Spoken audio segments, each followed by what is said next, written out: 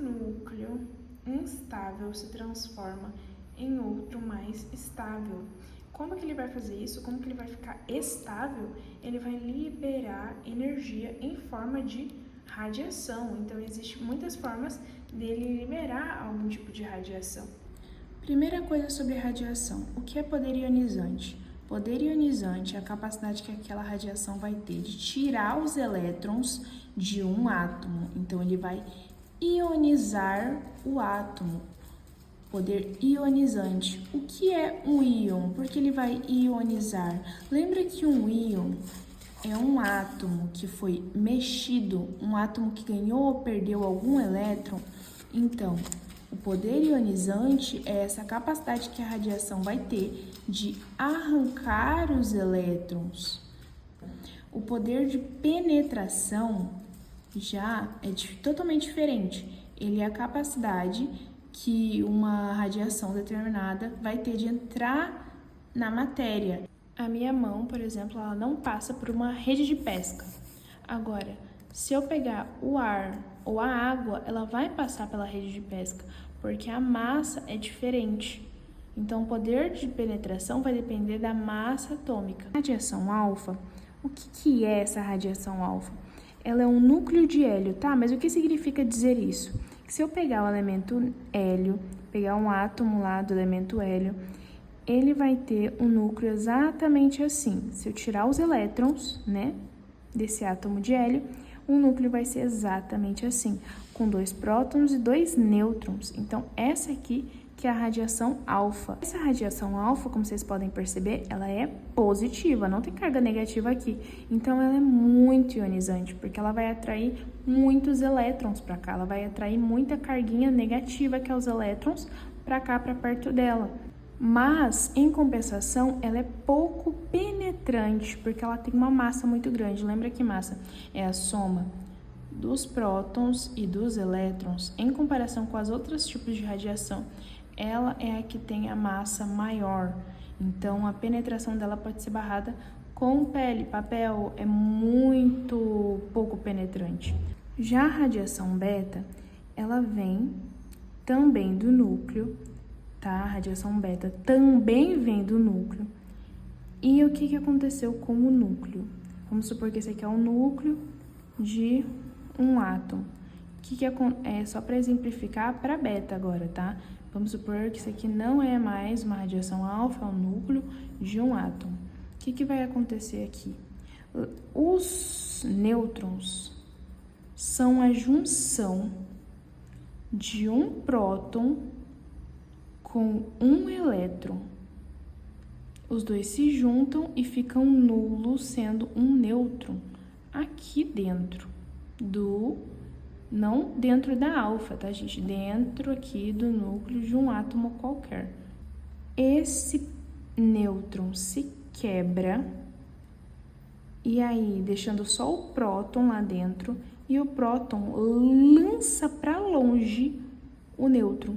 Joga para longe elétron, elétron, elétron. Joga para longe esse pedaço de nêutron que estava grudado com ele, junto com o antineutrino, que no caso é como se fosse a colinha.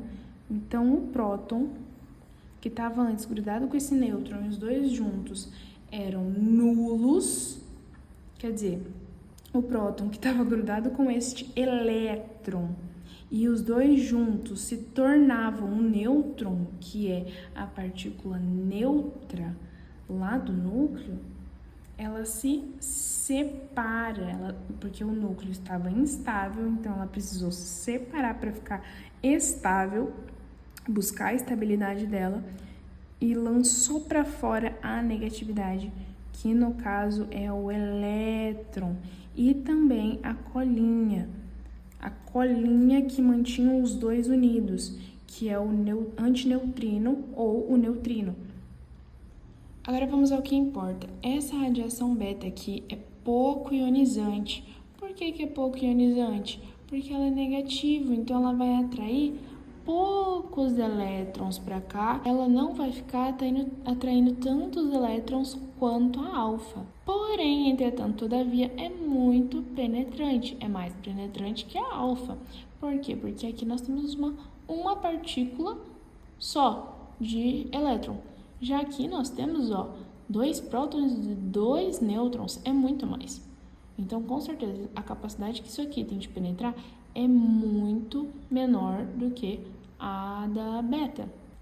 Já a radiação gama, ela não é mais uma partícula do átomo, ela é só uma onda eletromagnética, assim como o raio-x também é uma onda eletromagnética. Só que aqui ela é uma onda eletromagnética proveniente do núcleo. O raio-x não é proveniente do núcleo. O raio-x é proveniente da eletrosfera, tá? Já a gama é uma radiação proveniente do núcleo, fotões, tá? E o que esse tipo de radiação faz, né? Qual que é as propriedades dela? Bom, ela é pouco ionizante, óbvio, não tem carga nenhuma, não tem carga, isso aqui não tem carga, é só uma onda assim, sabe? Uma onda eletromagnética, ela não tem carga, mas é muito penetrante, porque ela não é nem uma partícula, ela é só uma onda, então ela atravessa muita coisa. Quando a gente estiver analisando esses assuntos aqui, o seu uso na medicina, nós vamos nos deparar com alguns nomes. O primeiro nome é transmutação artificial. O que é isso aqui? Transmutação dá pra gente a ideia de que algo mudou. Artificial, então, muito provavelmente foi feito em laboratório, não é naturalmente pela natureza, não. Então, o que é isso aqui? São novas partículas, né, que surgiram em laboratório, ok? De partículas estáveis, então, com próton e nêutron. E a radioatividade artificial, então? Partículas instáveis, que são radioativas, lógicos, que vão continuar reagindo e derivando a antimatéria do elétron, positron. E aí derivou essa antimatéria, que é o positron. O que é o positron? Ele é o contrário do elétron. E se você junta um elétron com um positron, faz energia de aniquilação. Os dois juntos, eles somem. Agora, o que seriam esses radionuclídeos aqui? São átomos instáveis, então o núcleo já está instável.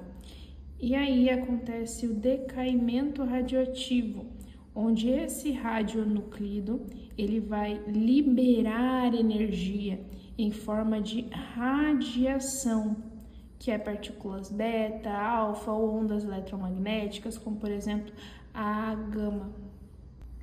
E o que é a transmutação? Então, quando o átomo ele emite alguma radiação beta, por exemplo, ele pode acabar mudando a sua identidade. Quando ele emite uma radiação alfa, na verdade, é principalmente quando ele perde a sua identidade, porque o alfa, sai prótons e nêutrons, ou seja, o átomo não vai ser mais o mesmo átomo, porque o próton e o nêutron que definem, né, qual é a identidade daquele átomo. E a meia-vida? Meia-vida já é o tempo para aquele radionúcleo, ele vai querer parar de ser instável, vai querer se estabilizar, liberando energia, e o tempo para ele se estabilizar é esse tempo de meia-vida, onde ele vai decaindo, buscando se estabilizar. Então, ele vai liberando energia, buscando se estabilizar. Nós podemos usar as radiações na medicina, através do radiodiagnóstico, um diagnóstico radioativo, nós vamos obter diversos diagnósticos na medicina usando a radiação. Então, primeira coisa, através da administração de um radiofármaco, usando uma molécula vetora, então a gente vai pegar uma molécula normal, tá? Essa molécula normal, ela vai mostrar o caminho no qual o nosso radioisótopo vai ter que percorrer. Esse radioisótopo aqui, ele vai seguir essa molécula. E por que ele é um radioisótopo? Porque ele é uma molécula radioativa, porém, ele está imitando os prótons dessa outra molécula normal. E essa outra molécula normal vai lá, seguir o fluxo dela, fazer as tarefas dela. E essa molécula radioativa vai seguir ela, demonstrando a função que aquele órgão está fazendo. Por exemplo, essa molécula aqui, ela tinha que entrar naquele órgão e aí o órgão ia trabalhar com ela integralmente durante todo o seu território. Só que o que acontece? Muitas vezes alguma região está trabalhando mais do que a outra. Isso é um problema. E aí a nossa molécula espiã, o nosso radiofármaco, né, radioisótopo, vai indicar pra gente isso que está acontecendo, as funcionalidades aqui, de uma maneira funcional, vai mostrar a atividade metabólica daquele órgão.